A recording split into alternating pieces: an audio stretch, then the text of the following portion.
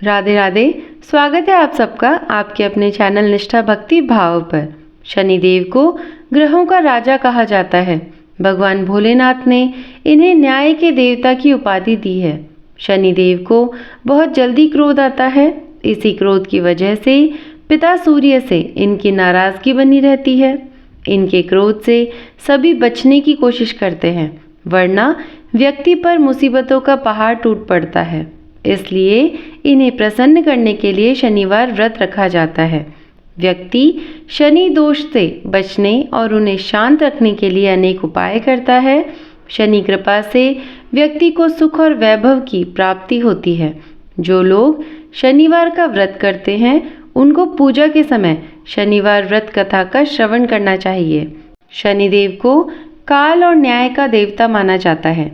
शनिवार का दिन शनिदेव को समर्पित होता है।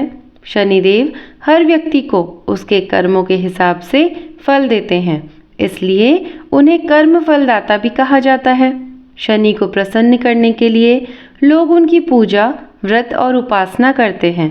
शनि की साढ़े साती और शनि दोष से मुक्ति के लिए शनिवार का व्रत रखना और पूरे विधि विधान से पाठ पूजा करना उत्तम माना जाता है। जानते हैं शनिवार के दिन शनि पूजा के लाभ के बारे में। शनि दोष से मुक्ति पाने के लिए शनिवार का व्रत करना बेहद लाभकारी माना गया है। माना गया है कि शनिवार का व्रत रखने से शनि की साढ़े साती और कष्टों से मुक्ति मिलती है। इस दिन व्रत करने से नौकरी और व्यापार में सफलता मिलती है। यह व्रत करने से जीवन में सुख समृद्धि आती है और मान सम्मान बना रहता है। शनिवार के व्रत व्यक्ति का जीवन रोग मुक्त होता है और आयु में वृद्धि होती है। शनिवार का व्रत कठिन परिश्रम, अनुशासन और निर्णय लेने की क्षमता बढ़ाता है। माना जाता है कि पूरी श्रद्धा के साथ शनिदेव का व्रत रखने और उनकी आराधना करने से व्यक्ति के सारे कष्ट दूर हो जाते हैं।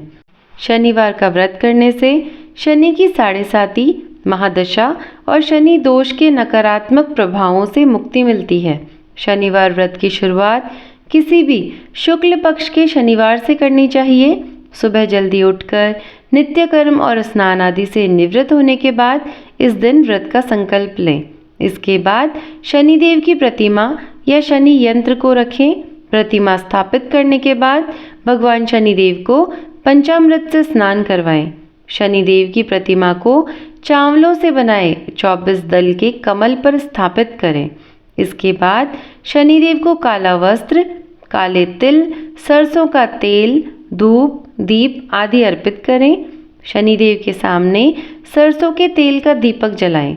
शनिदेव को मीठी पूड़ी और काले उड़द दाल की खिचड़ी का भोग लगाएं। अब शनिदेव की कथा का पाठ करें और उनके मंत्रों का जाप करें। अंत में आरती करें और शनिदेव से अपनी गलतियों की क्षमा याचना जरूर करें। शनिदेव की पूजा के बाद पीपल के पेड़ को जल दें। पीपल के नीचे सरसों के तेल का दीपक रखें और 7 बार इसकी परिक्रमा करें। शनिवार को दिन भर मन में शनिदेव के नाम का स्मरण करना चाहिए। शनि की पूजा के बाद किसी गरीब को भोजन कराएं और दक्षिणा देकर विदा करें। इस दिन काले कुत्ते को भोजन कराना चाहिए। शाम के समय व्रत का पारण करें। शनिवार व्रत का पारण काली उड़द की दाल और खिचड़ी से करना चाहिए। तो चलिए अब सुनते हैं शनिदेव के व्रत की कथा। एक बार सभी 9 ग्रह सूर्य, चंद्र, मंगल, बुध, बृहस्पति, शुक्र, शनि, राहु और केतु में बहस हो गई, कौन सबसे बड़ा है। विवाद इतना बढ़ा कि परस्पर भयंकर युद्ध की स्थिति बन गई। निर्णय के लिए सभी देवता देवराज इंद्र के पास पहुंचे और बोले, हे देवराज, आपको निर्णय करना होगा कि हम में से सबसे बड़ा कौन है। देवताओं का प्रश्न सुनकर देवराज इंद्र उलझन में पड़ गए। इंद्र बोले, मैं इस प्रश्न का उत्तर देने में असमर्थ हूँ। हम सभी पृथ्वीलोक में उज्जैनी नगर में राजा विक्रमादित्य के पास चलते हैं। देवराज इंद्र सहित सभी ग्रह उज्जैनी नगर पहुँचे। महल में पहुंचकर जब देवताओं ने उनसे अपना प्रश्न पूछा तो राजा विक्रमादित्य भी कुछ देर के लिए परेशान हो उठे। क्योंकि सभी देवता अपनी अपनी शक्तियों के कारण महान थे। किसी को भी छोटा या बड़ा कह देने से उनके क्रोध के प्रकोप से भयंकर हानि पहुंच सकती थी। अचानक राजा विक्रमादित्य को एक उपाय सूझा और उन्होंने विभिन्न धातुओं स्वर्ण, रजत, कांसा, ताम्र, सीसा, रांगा, जस्ता, अभ्रक व लोहे के 9 आसन बनवाए। धातुओं के गुणों के अनुसार सभी आसनों को एक दूसरे के पीछे रखवाकर उन्होंने देवताओं को अपने अपने सिंहासन पर बैठने को कहा। देवताओं के बैठने के बाद राजा विक्रमादित्य ने कहा, आपका निर्णय तो स्वयं हो गया। जो सबसे पहले सिंहासन पर विराजमान है वही सबसे बड़ा है। राजा विक्रमादित्य के निर्णय के अनुसार शनि देवता ने सबसे पीछे आसन पर बैठने के कारण अपने को छोटा जानकर क्रोधित होकर कहा, राजा विक्रमादित्य, तुमने मुझे सबसे पीछे बिठाकर मेरा अपमान किया है। तुम मेरी शक्तियों से परिचित नहीं हो। मैं तुम्हारा सर्वनाश कर दूंगा। शनि ने आगे कहा, सूर्य एक राशि पर 1 महीने, चंद्रमा 2.25 दिन, मंगल 1.5 महीने, बुध और शुक्र 1 महीने, बृहस्पति 13 महीने रहते हैं। लेकिन मैं किसी राशि पर 7.5 वर्ष मतलब 7.5 तक रहता हूँ। बड़े बड़े देवताओं को मैंने अपने प्रकोप से पीड़ित किया है। राम को 7.5 के कारण ही वन में जाकर रहना पड़ा और रावण को 7.5 के कारण ही युद्ध में मृत्यु का शिकार बनना पड़ा। राजा, अब तू भी मेरे प्रकोप से नहीं बच पाएगा। इसके बाद अन्य ग्रहों के देवता तो प्रसन्नता के साथ चले गए, परंतु शनिदेव बड़े क्रोध के साथ वहां से विदा हुए। राजा विक्रमादित्य पहले की तरह ही न्याय करते रहे। उनके राज्य में सभी स्त्री पुरुष बहुत आनंद से जीवन यापन कर रहे थे। कुछ दिन ऐसे ही बीत गए। उधर शनि देवता अपने अपमान को भूले नहीं थे। विक्रमादित्य से बदला लेने के लिए एक दिन शनिदेव ने घोड़े के व्यापारी का रूप धारण किया और बहुत से घोड़ों के साथ उज्जैनी नगरी पहुंचे।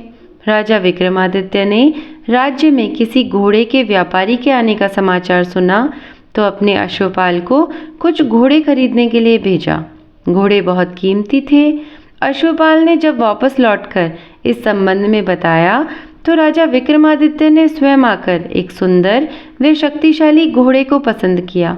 घोड़े की चाल देखने के लिए राजा उस घोड़े पर सवार हुए तो वह घोड़ा बिजली की गति से दौड़ पड़ा। तेजी से दौड़ता घोड़ा राजा को दूर एक जंगल में ले गया और फिर राजा को वहां गिराकर जंगल से ही कहीं गायब हो गया।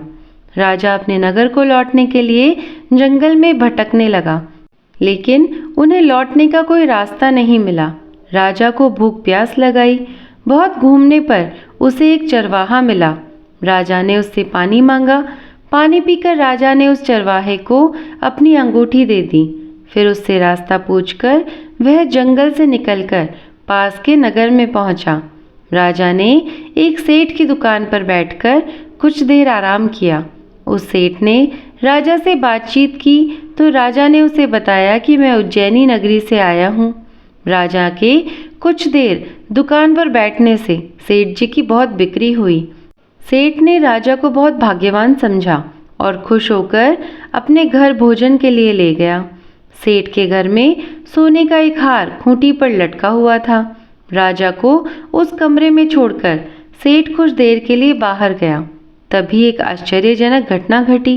राजा के देखते ही देखते सोने के उस हार को खूंटी निगल गई। सेठ के कमरे में लौटने पर हार को गायब पाया तो चोरी का संदेह राजा पर ही किया गया, क्योंकि उस कमरे में राजा ही अकेला बैठा था। सेठ ने अपने नौकरों से कहा कि इस परदेसी को रस्सियों से बांधकर नगर के राजा के पास ले चलो। राजा ने विक्रमादित्य से हार के बारे में पूछा तो उसने बताया कि उसके देखते ही देखते खूंटी ने हार को निगल लिया था। इस पर राजा ने क्रोधित होकर चोरी करने के अपराध में विक्रमादित्य के हाथ पांव काटने का आदेश दे दिया। राजा विक्रमादित्य के हाथ पांव काटकर उसे नगर की सड़क पर छोड़ दिया गया। कुछ दिन बाद एक तेली उसे उठाकर अपने घर ले गया और उसे अपने कोलू पर बैठा दिया। राजा आवाज़ देकर बैलों को हाँकता रहता। इस तरह तेली का बैल चलता रहता और राजा को भोजन मिलता रहता। शनि के प्रकोप की 7.5 पूरी होने पर वर्षा ऋतु प्रारंभ हुई। राजा विक्रमादित्य एक रात मेघ मल्हार गा रहा था कि तभी नगर के राजा की लड़की राजकुमारी मोहिनी रथ पर सवार उस तेली के घर के पास से गुजरी। उसने मेघ मल्हार सुना तो उसे बहुत अच्छा लगा और दासी को भेजकर गाने वाले को बुला लाने को कहा। दासी ने लौटकर राजकुमारी को अपंग राजा के बारे में सब कुछ बता दिया। राजकुमारी उसके मेघ मल्हार से बहुत मोहित हुई, अतः उसने सब कुछ जानकर भी अपंग राजा से विवाह करने का निश्चय कर लिया। राजकुमारी ने अपने माता पिता से जब यह बात कही तो वे हैरान रह गए।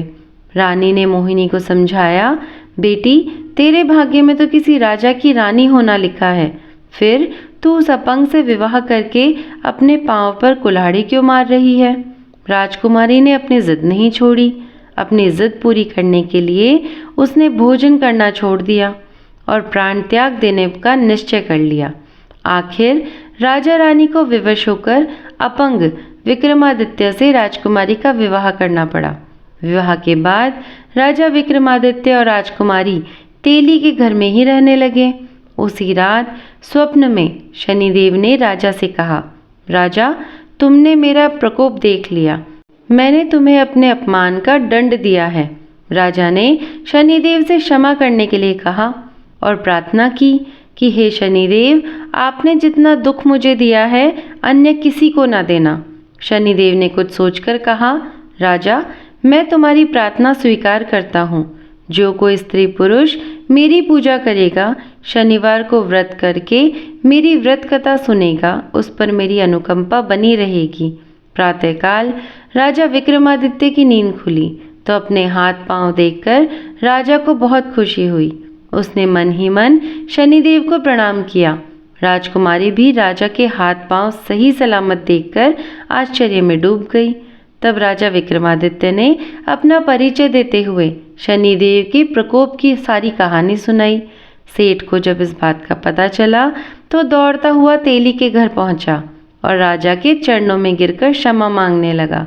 राजा ने उसे क्षमा कर दिया क्योंकि यह सब तो शनिदेव के प्रकोप के कारण हुआ था। सेठ राजा को अपने घर ले गया और उसे भोजन कराया। भोजन करते समय फिर से एक आश्चर्यजनक घटना हुई। सबके देखते ही देखते उस खूंटी ने जो हाड़ निगल लिया था उसने फिर से उगल दिया। सेठ जी ने अपनी बेटी का विवाह भी राजा के साथ कर दिया और बहुत से स्वर्ण आभूषण धन आदि देकर राजा को विदा किया। राजा विक्रमादित्य राजकुमारी मोहिनी और सेठ की बेटी के साथ उज्जैनी नगर पहुँचे तो नगरवासियों ने हर्ष से उनका स्वागत किया। अगले दिन राजा विक्रमादित्य ने पूरे राज्य में घोषणा कराई कि शनिदेव सब देवों में सर्वश्रेष्ठ हैं।